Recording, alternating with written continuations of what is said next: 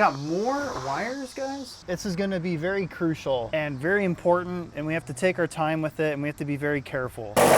This right here, guys, unfortunately, but this is going really excellent. I do not feel good today. Welcome back, folks. We're at it again. We are demoing the camper. We're moving on to the bottom part of the bathroom. I've been making a lot of progress also in the background. You'll see kind of in some other videos. You're gonna have to pardon the cricket in the background. It seems like there's a cricket that's gotten in here. So he or she's hanging out and living with me for a little bit. Also in the background, I finished the solution for the giant hole in the ceiling that was for the vent in the bathroom. I got that all fixed up. That took a little bit of time, but I will let past me speak for that right now. Okay guys, this is past me talking to you. In the future, I've decided, you know what, I'm gonna put the vent slash fan up above the bathroom. We had some crazy downpours here where I live at. It's just been soaking the bathroom and the camper. There's just a giant hole, and I put, you know, the plastic bag on top, and it's just dumping all over the place. So I'm tired of it. This needs to be installed beforehand anyways. And like I said, my plan is to work from top down and then work on different angles of the camper for safety and stuff. So right now we're going to add some more holes to this vent fan here. I got this on the Amazons. I will have a link in the description below. So definitely check that out if you are interested. This can go on to many, many different applications. I'm excited to use this. The link down below is an affiliate link, so it helps me. It's free to you. Doesn't change anything. It's the same products as some of the hardware. I already read the installation instructions a while ago when I got it and then got myself up to speed again. This is the LED ring housing assembly that we are going to be installing once we got the shower installed. This one has like extra little, like there's a bunch of holes right here, and they drilled holes in here, 4 screws to go into the roof. I'm gonna add some extra screws. There's actually like a marker for one, and they're all over the place, but on all of the corners, I think that it could use it, and then maybe even some in all the centers. It's a little overkill, I know, but I want this thing to be overkill. I want it to be very, very waterproof, very water sealed. This thing is awesome. I've mentioned in other videos, this guy will push air out and also take air in. So that's really cool. One thing that I'm thinking I'm gonna have to do is actually remove this screen thing to hold all the pieces of wood, basically screw into here. But we're gonna modify this first, and then we're gonna install it.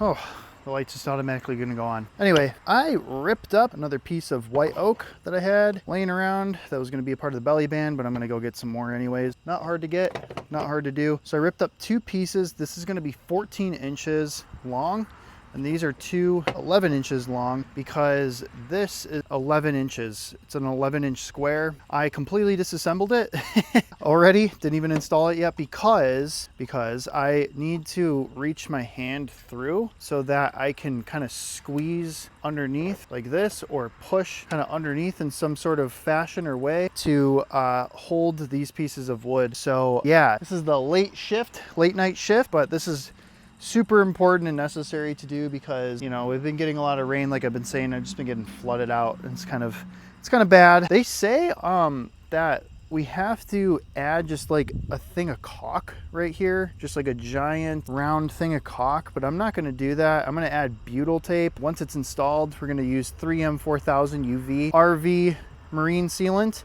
That's gonna go right along this edge and what goes on the top of the camper there. We got to measure out the roof because the hole is, I think, a 9 by 9 inch square. It needs to be an 11 by 11. So to space it out evenly, it needs to be measured about 3/4 of an inch. There's the 9 by 9 hole, 3/4 of an inch. So that'll actually be still on the inner side of the ring. Oh wow, literally right where the holes are. I'm using my speed square to kind of give me a quick line somehow. I forget how to use this thing sometimes. Lordy Lord.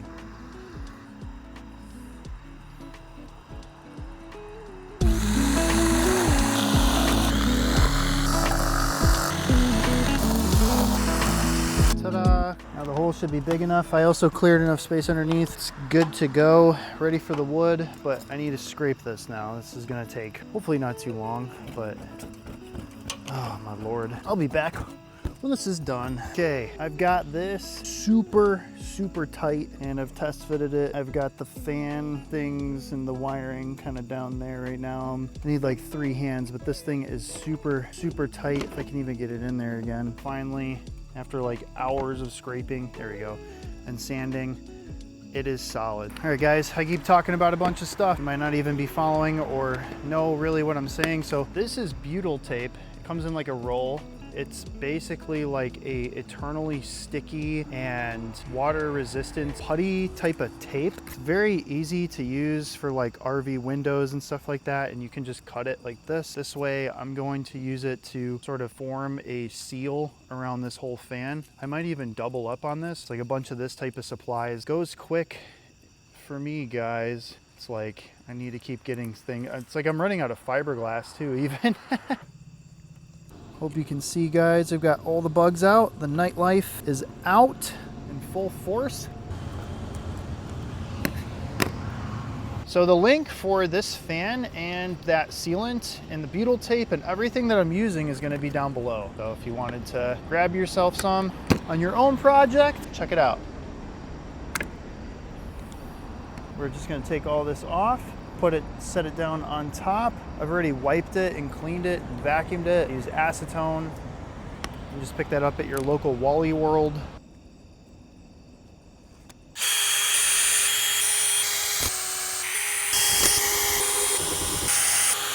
So I got a piece of wood here. I need to grab the other piece, but this is the 11-incher. So we need to decide kind of like how it's going to be framed. I think I'm going to put the 11s like this and the 14-inchers like this. We need to get the 11s, and luckily the flange is perfectly sized where we can just make sure that this is right where it needs to be, and then we'll just put on a couple screws. From the factory, what they're actually doing, I noticed, and I was doing a lot of research, was that whenever the factory's putting up a frame for something like this, what they're really doing is just adding a bunch of resin to whatever it is that they're mounting, and then once they've got the resin laid up, they put in their screws and stuff. I'm using oak, very dense, very hard wood. Freaking amazing, guys. I'm kind of clamping it with my hand. All right, guys, this first one's done. You kind of get the gist. I'm gonna do that along and around the whole thing. I'll show you when I'm done. Here goes nothing, folks. Hopefully this is enough to actually remove the bathroom. Otherwise, not gonna be fun, but these have to come out. There's no other way to get rid of them. They're just sticking straight through the ceiling. They have to be removed, unfortunately. So you gotta pick a spot where it's easily accessible to fix in the future if you need it. So I don't know, I might do something like one vent down. 2 new holes in the ceiling we gotta fix up. I'm just gonna tape them. Should be good. All right, that's kind of nasty. Nice and hot. Melted ABS 40-year-old plastic. Nothing's living in there. We're good. Let's move on to the next one. Numero dos. Maybe a tiny little spider's living in there. All right, we will couple those back together later. Okay guys, I removed the bottom valves. They look like this. One has a screw that's completely rusted and solid and created its own like kind of washer type thing, so I can't get rid of it, but it's right here. I'm gonna take it off afterwards, but the bathroom seems a lot more loose. Let's see if we can remove it. I think the black water tank might be coming with. I need to get behind there. Gimme.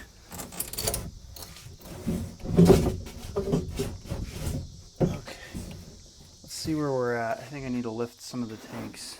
The gray water tank should be staying. Yeah, we got to support this bottom black water tank, and that's got to come with the bathroom, unfortunately, guys. Oh boy. Oh, I see the cricket. Wonder what it means. It's got really big antennas, guys. Maybe it's good luck. I don't know. Oh, the black water tank's just dumping. It's leaking. You know, it's been raining a lot lately, so a lot of water dumped into here.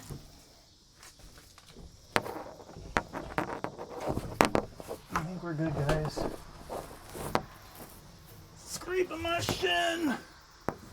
Oh, I think the wiring This is a very big deal we're getting back here. I'm excited. This jack in the back, man, it was flexing. It's been flexing like crazy, folks. So I'm really excited to get back here to fix everything, clean it all up. All right, the wires are cut. All right, time to do a strongman Atlas stone type carry. Oh yeah, it's actually not that heavy. Just awkward. And we got more wires, guys. All right, let me see if I can set this down. Yes. Whew, I'm tired.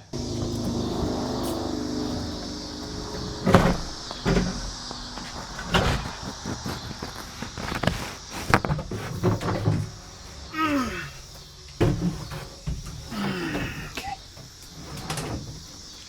Boo boo pee pee water tanks. Man. All right, ta-da. Wow, fits. Yes, this is good, guys. This is good. Freaking A. This is awesome. Now, we need to modify this section, and it's going to be tight. Tanks and everything, it's going to be tight. I might use Reflectix and get rid of the foam and the wood and just have Reflectix and some tape right there in the shower. Like this area, unfortunately, is going to get a little bit cold. Now that we're at this point and I'm having a conversation with you, or myself rather, you guys are welcome to chime in. I am going to, since I have everything out, I'm going to be adding some heater pads in here. And I also have to think about when I'm adding these heating pads for the winter, I need to take into consideration how I'm going to be able to maintain them when they, or if they fail. I've had heating pad DC, 12 volt DC, attached to my lithium batteries, and last year it didn't get that cold. Like I said, the average was like in the 20s. It just stayed in like the 20s and 30s the whole winter. It was actually pretty nice. Not a lot of rain, not a lot of snow, sleet, anything nasty like that, so that was great. But I want to add heating pads to my gray, black, and freshwater tank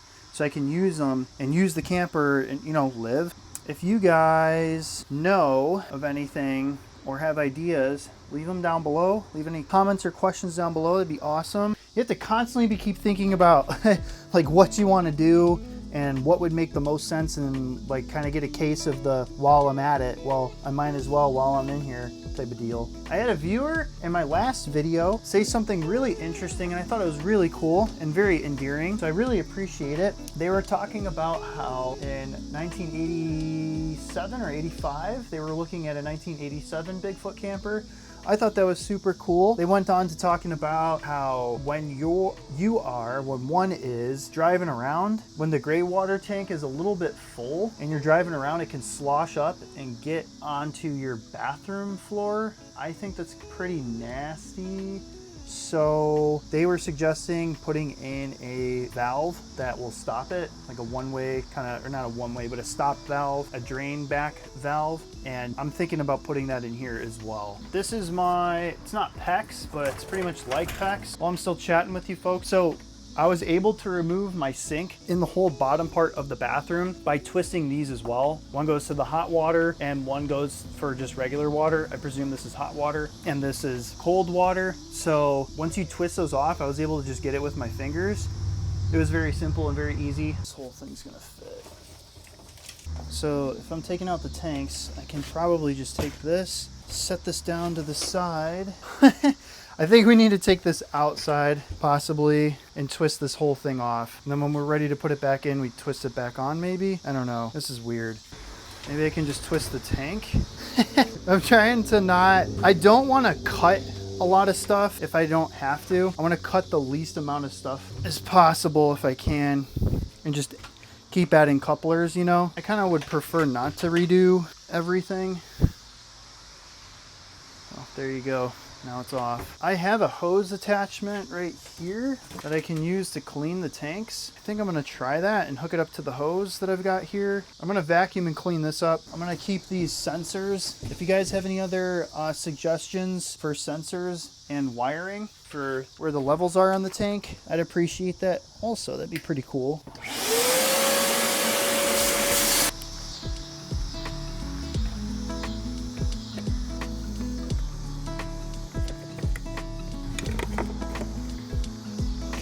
Garbage. Not gonna use those anymore. I've got LEDs coming in. We're gonna clean this up, and then I gotta tape over this. We're gonna get rid of the wires and everything where the bathroom is, and just start getting prepped for fixing that, and then fixing this section up here.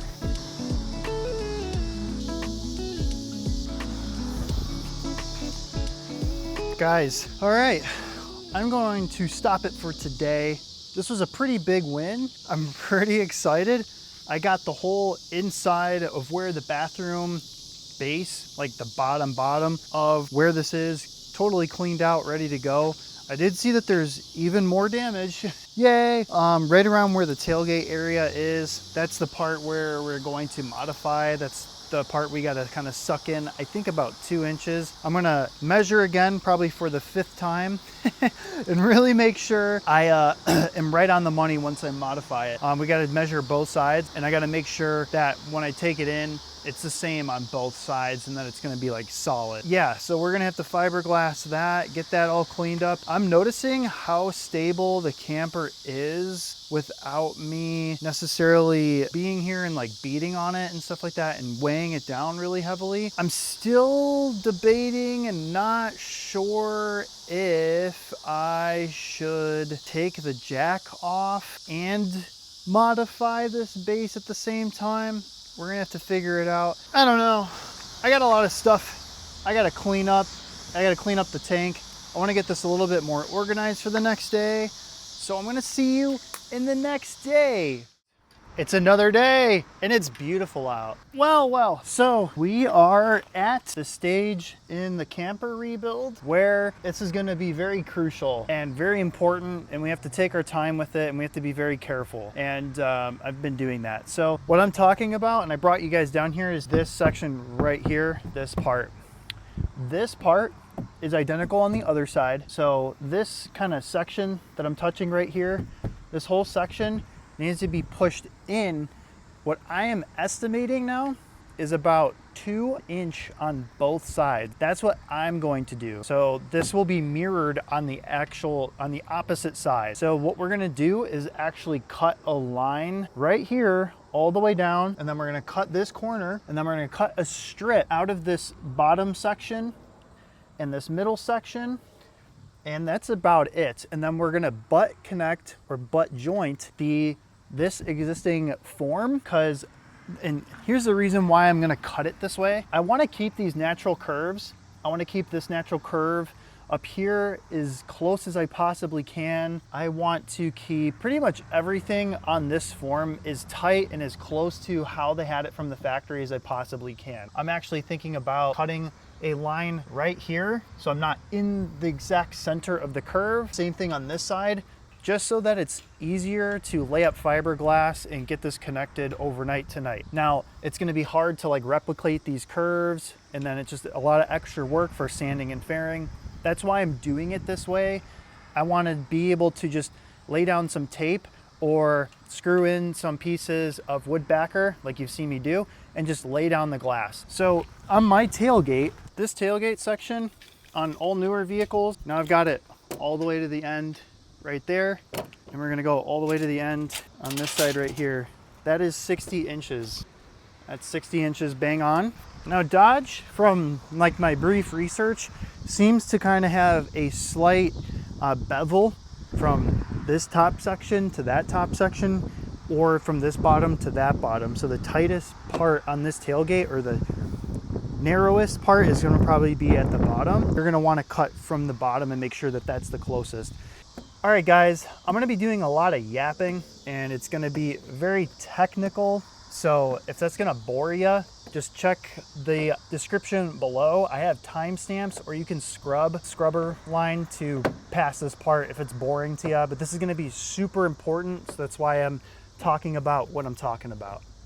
Once we're done cutting, the base of this camper is gonna be, I think, about 58.5 inches wide. So that'll give us plenty of buffer room. That'll give us plenty of room or space for it to flex and move if we're going off road and stuff like that. That's gonna be very important. We're gonna be going back over this with the same methods I've been using in previous videos. I'm gonna be using vinyl ester resin. This camper was made out of polyester resin. They are both made out of the same medium. I think they both use styrene, and that's where you can use it, and it's compatible with gel coat, which is what this camper is made out of. Vinyl ester resin is superior to what they used in the past, which was polyester resin. And the reason why is that it's more chemically resistant, it's more impact resistant, and it's compatible. It's similar to epoxy, so it has a lot more flexibility and tensile strength from my understanding than polyester resin. And also it's overall better. Chemically it bonds stronger. So that's what we're going to be using. We're also going to be using, like I've shown you in the windows, and people who actually had a viewer or subscriber. His name is Bob. He was wanting me to really explain to you guys or your viewers, if you're really interested in this technical jargon. He wanted me to kind of explain like the methods that I'm using, and what I'm using is 1708. It's a biaxial fiberglass, which means there's one layer of fiberglass that's vertical at a 90-degree angle, and then there's another one at a 45-degree angle. So that provides some insane strength. The fiberglass can kind of move in two different directions. It's similar to what's called woven roven. So that's where you have one going this direction and then the other one completely perpendicular. It's a 90-degree angle. You can find that at your local Depot Lowe's home in the like paint section next to Bondo. But I'm using 1708. It's a tried and true, very strong, newer, more modern material other than woven roven. It's easier to fare and blend out, and it's just as strong. Very great middle ground. So my plan, if you're gonna replicate this on your own and you want to use my techniques and stuff like that, from my strong research, other people can chime in the comments down below. I think this is gonna be a very, very good, strong, effective technique for anybody to use on boats, RVs, anything fiberglass. Okay folks, enough blabbering. We're gonna have to get to it. I'm gonna scrape this side, clean the inside and the outside, and we're gonna cut it and glass it. That's gonna be a big deal for me, so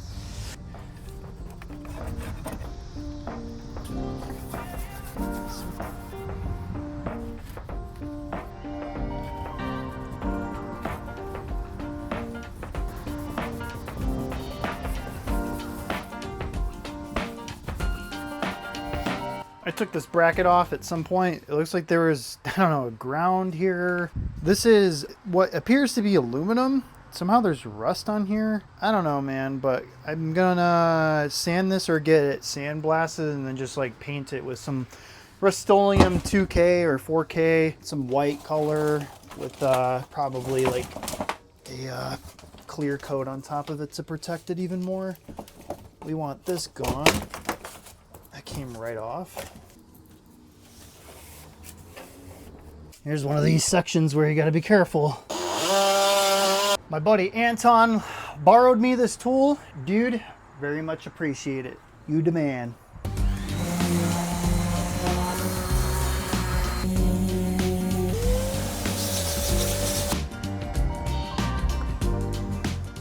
I call this a speed square, guys. I mentioned it to somebody or one of my friends before, and they're like, what is that? Does anybody else call it that?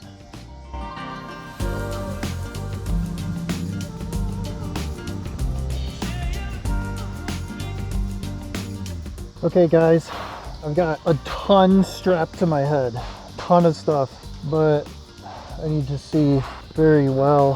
Here we go guys, we gotta do it.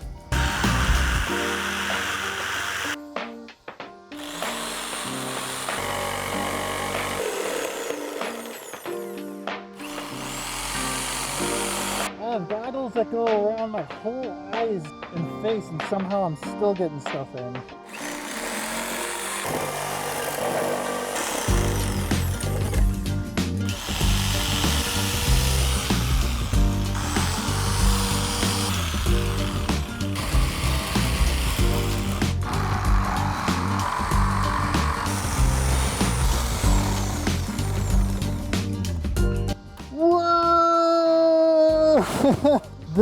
This right here, guys, this is super important right here. We need to be very careful. I got my thumb hanging out and stuff.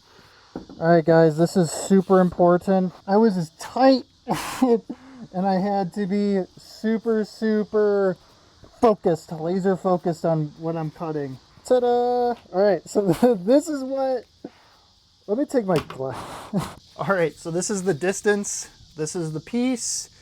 This is the small distance that we needed to close in order to bridge the gap. One thing that I was thinking about is actually just reusing this piece.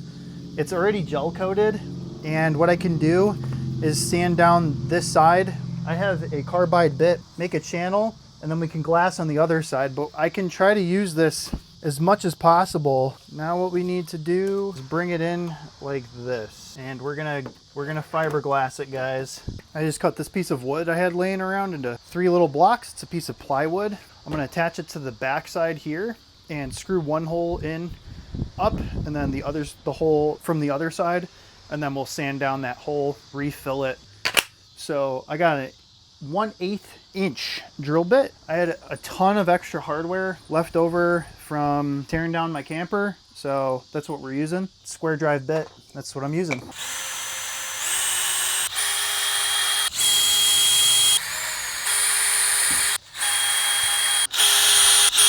What I'm gonna do is actually start a plate on this side first, and then I'm gonna add a screw here, and then I should be able to add another screw to the other side, and then we can eventually flip this to the other side. My camera is about to die. I need to charge it. So if we end up dying or we're missing some information, I'll fill you in kind of right now. I put tape, automotive 3M yellow tape on this side right here. It sucked it in, keeps it nice and stable. This top part is flush. I also have my tape measure right here, and I measured this out. We're almost 2 inches dead on right there. This section could probably be pulled in a little bit more. I'm gonna try to get this section 2 inches bang on right here, and we're gonna drill a hole right here and use this as a brace, and then I'll replace that and kind of pull this in at the top a little bit more. I guess, yeah, it could be sucked in some more, unfortunately, but this is going really excellent because my camera's about to die. I'm just gonna lay up fiberglass right here and see you tomorrow morning because it's getting late. Hey guys, it is another day. Last night I got the form kind of put up here, and it went down really, really well and excellent. I do not feel good today. So at my job, somebody came in and they had a fever last week, and I don't really have a fever today, but my energy is just tanked. So I'm pretty tired, wanting to do stuff still, you know, be here and do some pretty low effort stuff today. But I finished laying up the resin for the 2-inch gap on the skirt here, and it looks really, really good. I am so excited and happy, even though I'm like, oh, I'm so tired. Like, I'm like, yes, inside. I'm like, I'm so amped, guys, because what I basically did before my camera died last night, I cut out the top section here, and basically like this whole section right here it had a curve like going this way, and then a curve going this way, and I cut that piece out and I moved it over here. So this small section right here has the same sort of natural curve, and it is already gel coated, and it's an old piece of the camper right here, and it kind of curves up and it curves down right there. Super, super good. Very, very nice. I screwed in 3 pieces of wood, you know, right here and here and here. There's a bunch of holes that they screwed like the rubber into, like I was showing you. So yeah, this is looking so good.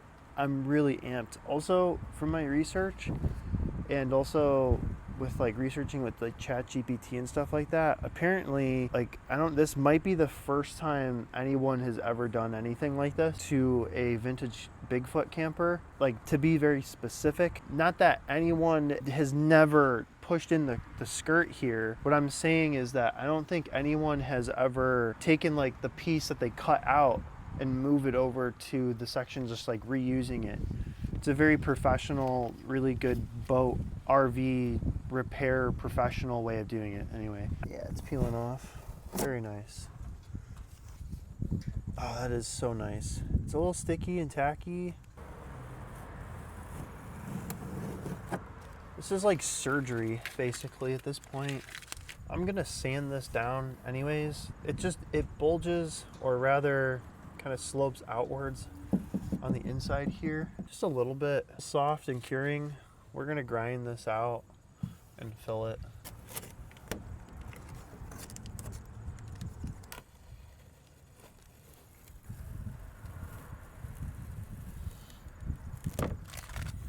Here's what it looks like with all the tape removed and stuff. This is still curing, but it's pretty surgical, I guess is the way you can put it, on how I was able to do it. So this gap, I mean, it's actually not even really that, it's not even like really much of a gap. It's not even 1/8 of an inch. It's like a millimeter thick or so. But so right here, this is 1708 in CSM. Still a little bit sticky and tacky, so I'm gonna wait for that to cure. There's a little bit of voidage going on right here. I'm gonna wait for the whole thing to fully cure before I move on to it. So then what I did was I just cut, so from the top I cut the section down about 2 inches, and then it kind of wrapped under there, and that's where I transported it here. So you can see it kind of have a semi-natural curve. It looks kind of jank right now, you know, with like it kind of being up in here, but this body line matches pretty good. So all it needs is like some sanding and fairing in this section. This section we're gonna have to sand it from the other side, but it's the same with right here. There was also some damage, but I'm gonna kind of grind and sand all of this out, add some more fiberglass like that, get it all clean. That's what it looks like. I'm gonna get to the back jack today. I put this support right here to kind of keep it up in place of the back jack. So I'm gonna remove that and all the wood and all the stuff behind there and get that sanded down and set up for fiberglass. And then I'm probably gonna fiberglass like these like little holes and stuff like that. Yeah, and just kind of see where the day takes me. So like I've said in the past, I've had to move this camper 3 times and it's been agony every time. Oh my God. Yeah, it gives me anxiety just kind of thinking about it. It's awful. It was just awful going from like one storage place, them telling me that I can store it there, and then just abruptly and sort of capriciously, no, you can't be here anymore. Oh God, you can't be here anymore, and then just getting kicked out. So that's why I'm grateful to be here where I am now. We need to, so I want to scrape where this belly band was before, but we need to get behind here. So this is like kind of where the jack is. When I've tried to set it down a few times, the jack like has like kind of flexed the whole camper on this corner, and that made me very uneasy because it's just, you know, it's a big investment. So I want to make sure it's solid, it's not falling apart and just getting flexed out right here.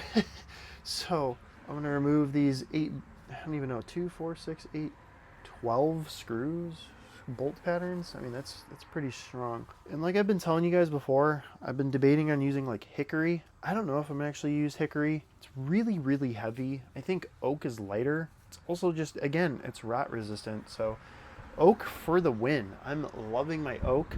Don't worry, I'm not gonna use it in everything. I'm gonna use it where it matters.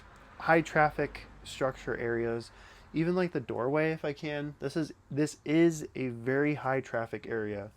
So instead of using the Depot Lowe's Home pine, I'm going to use oak, I think. So yeah, I'm going to get to removing the jack. We're just going to be sanding and fiberglassing. Also, bless the previous owner's heart.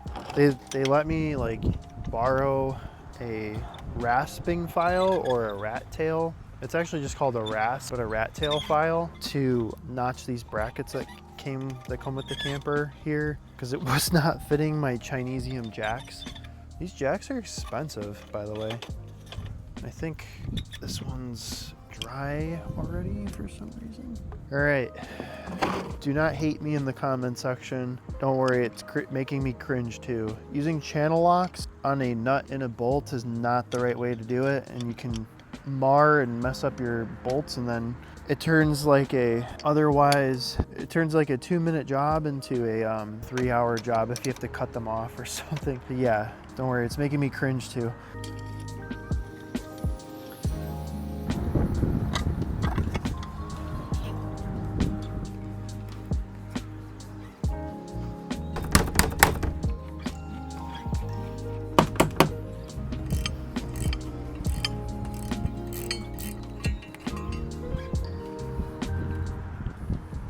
What a mess. What a disaster. Yeah, there's a bunch of stress cracks right here from it flexing so much. So, oh my Lord. A lot of people on forums, Facebook, and other places that I've seen. Also, there's like this website called like Good Samaritan Forum.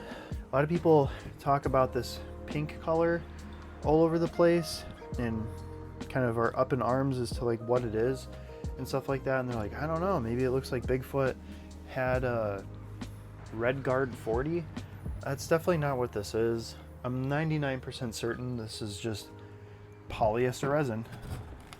Definitely not vinyl ester resin, because that's definitely not what they were using. I probably would not be doing what I'm doing right now to this camper if it was.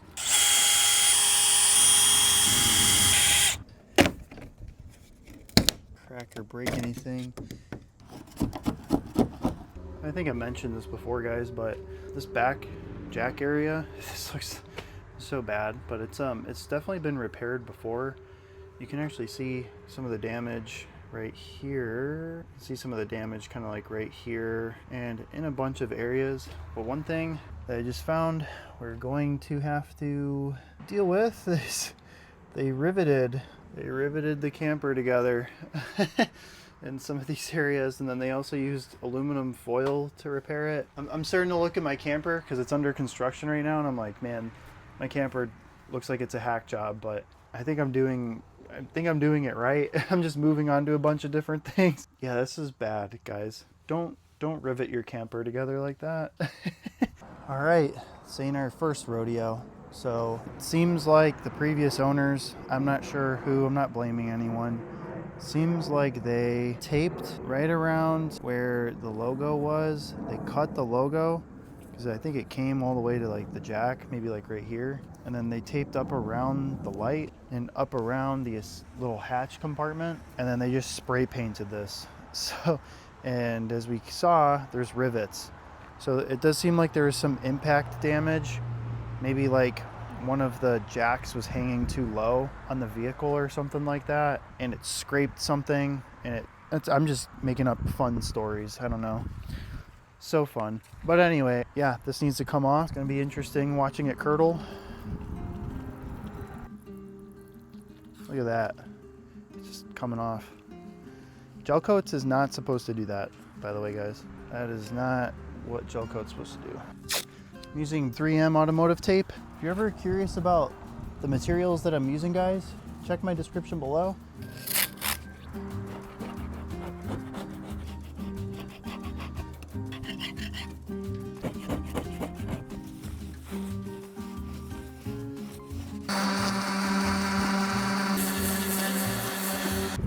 Sweet. Okay, so you can kind of see where the damage is right here, because I'm becoming the fiberglass king. I actually have been preferring these types of damages on the camper if I'm gonna have to pick what kind of damage. So I'm gonna sand the other side and get that prepped as well. What we're gonna do is add up teeny tiny little sheets of fiberglass. I'm gonna do 1708 in CSM. I've always been doing it. It's just my gold standard for this camper, especially in a very high stress area like this. And we're gonna reinforce this whole area. Once my gel coat solution is good to go and I got my own like custom gel coat coming, we're gonna paint over this whole thing. It's gonna look completely different. But we've got a nice big crack that kind of went here and then jogged down. So that's interesting. So we're gonna have to get up in here, and then we got a ton of holes all over the place. Yeah, it looks like there's another impact damage right here, and there's also just cracking in general on the other side. So I'm gonna sand the other side down, get this prepped.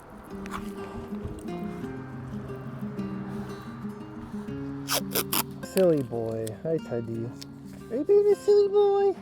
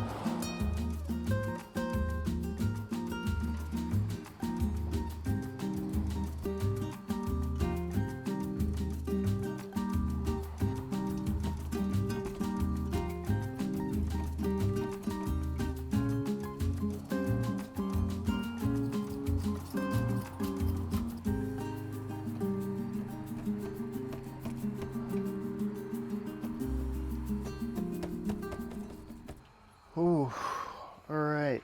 We got the fiberglassing done. I'm not feeling good, guys.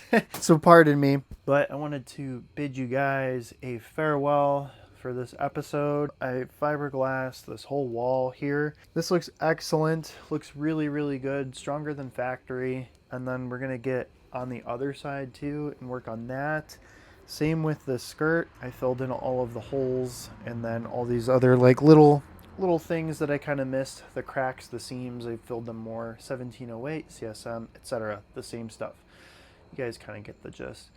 I really appreciate you guys sticking along. I see you in the comments. Very much appreciate it. Very much appreciate the support. Yeah, guys, I'm gonna clean up a little bit in here. Yeah, don't forget to like and subscribe if you didn't like it. You know, leave a dislike. Tell me what's going on. Leave a comment down below if you have any suggestions or anything. You know, if I've asked questions, you know, answer them in the comments. I'd appreciate it. Yeah, we're going to keep chugging along. It's looking really great. Hope this is entertaining for you guys and you know, at least a little bit interesting. You know, anyone can tackle this job. I'm definitely feeling like I was outside of my realm for maybe just a split second.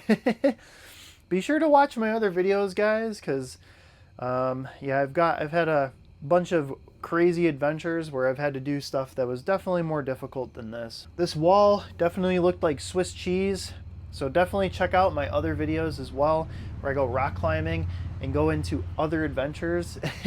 It was very fun with some of my friends, and we went up a route, or a climbing route, that was called Swiss cheese. So it was very fun.